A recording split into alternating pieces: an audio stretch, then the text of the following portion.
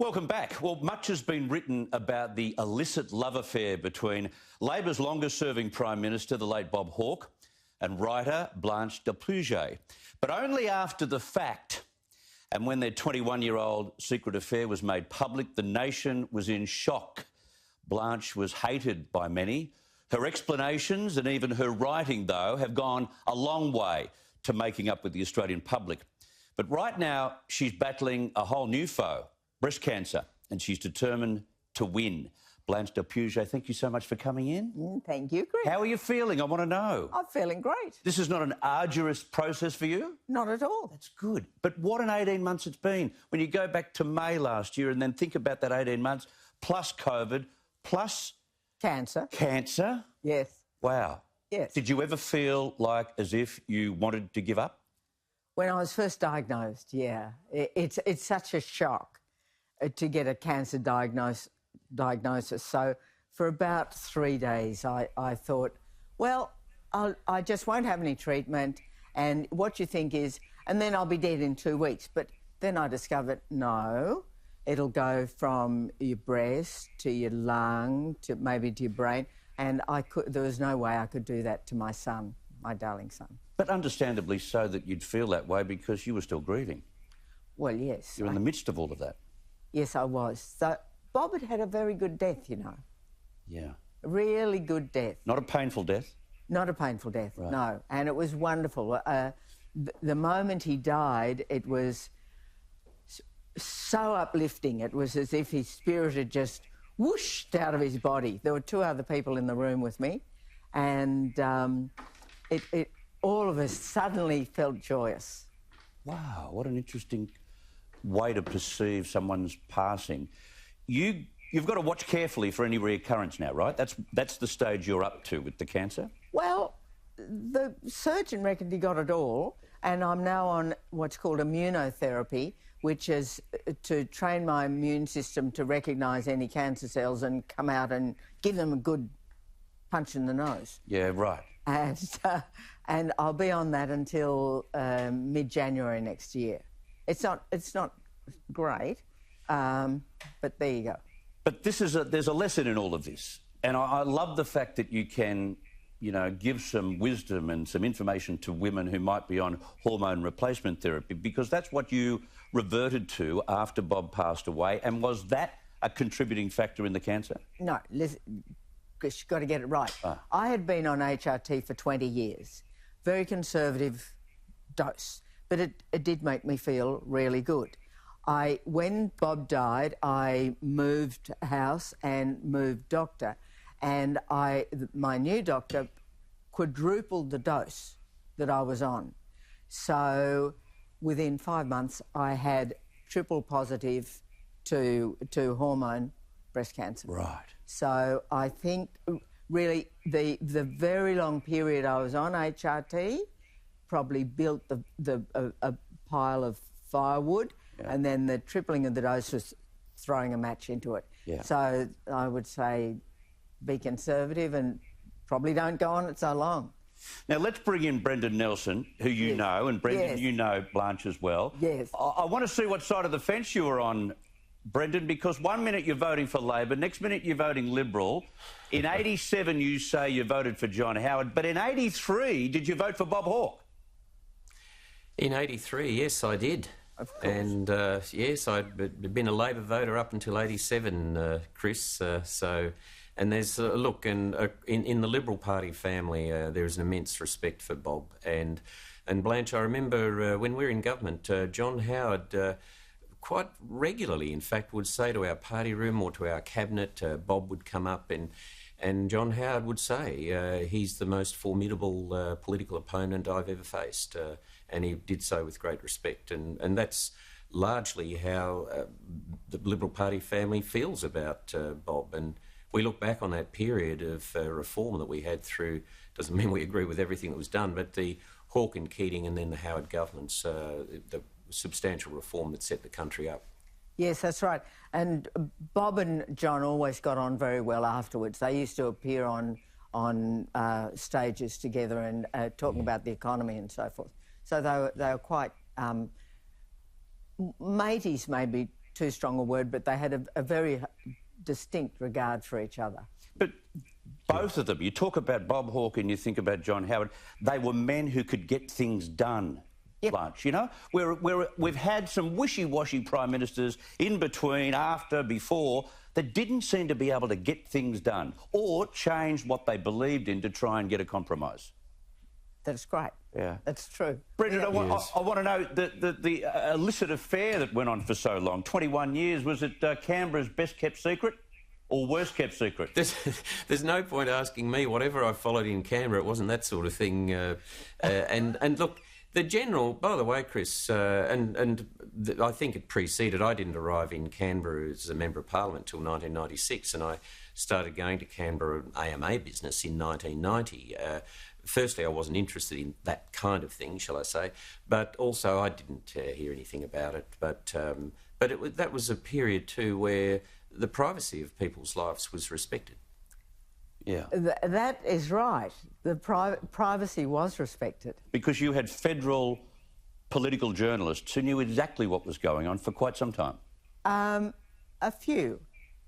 There was one in particular, Paul Kelly, because I told him, he was a buddy. He never said a word about it when he could have. When there were moments when he could have written about it, he kept absolutely quiet.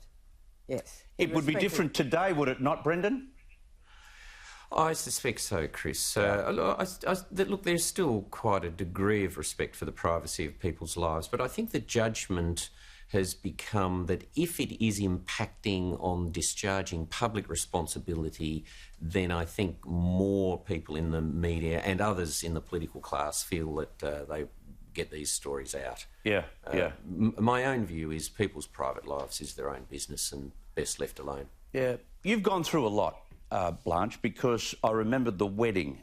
It was true that Bob's children wore black to that wedding. Mm-hmm. Did you find that insulting? Did you find it something that was part of the overall negativity towards your involvement in his life?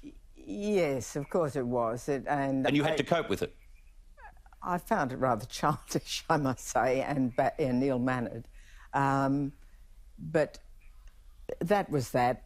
They were very distressed, and although they were adults, they were still thinking like teenagers, I think, at the time. Yeah.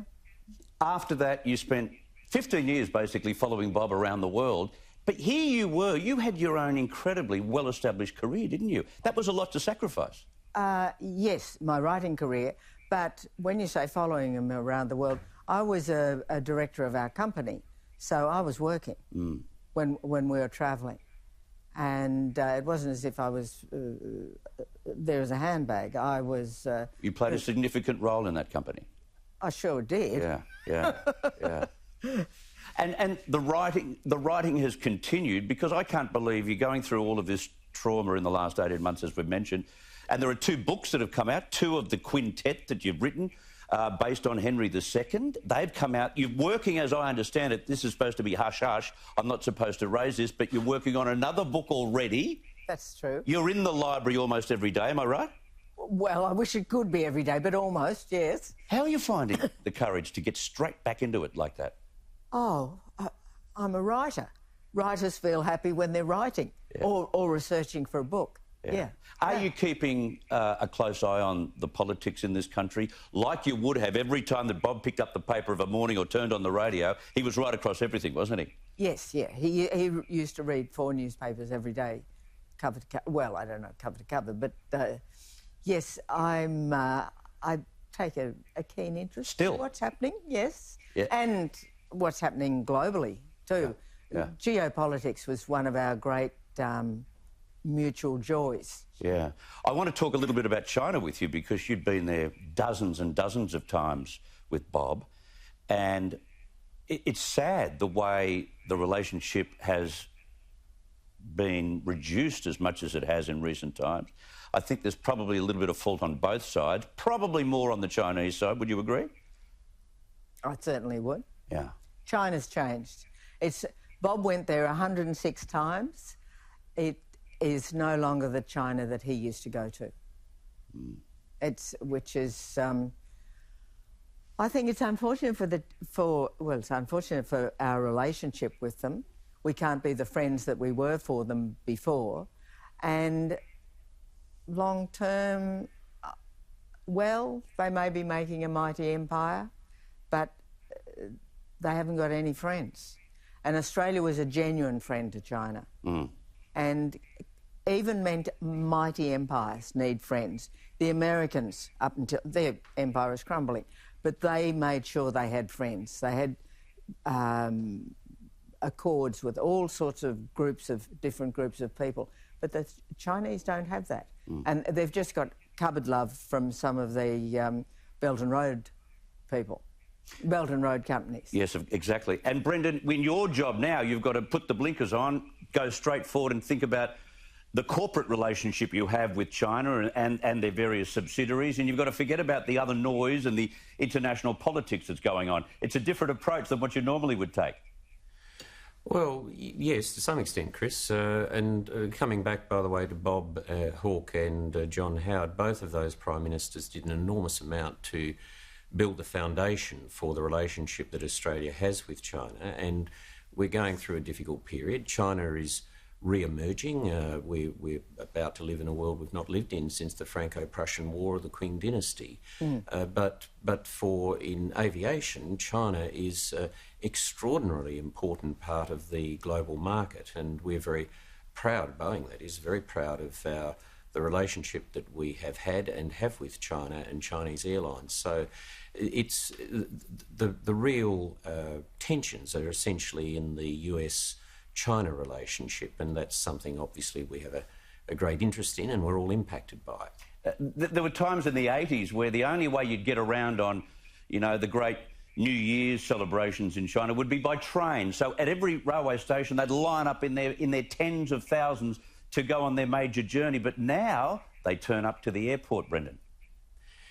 Yes, well, the demand for air travel in China, domestically and indeed internationally in normal circumstances, is immense, and it's growing very quickly, which is a reflection of the fact that Chinese people have been coming out of poverty. There is a relatively much greater degree of affluence, and the Chinese government continues to do everything that it can, and we understand why it needs to grow its economy, to pull people out of poverty, and to create in the order of 25 million jobs every year. It's extremely important.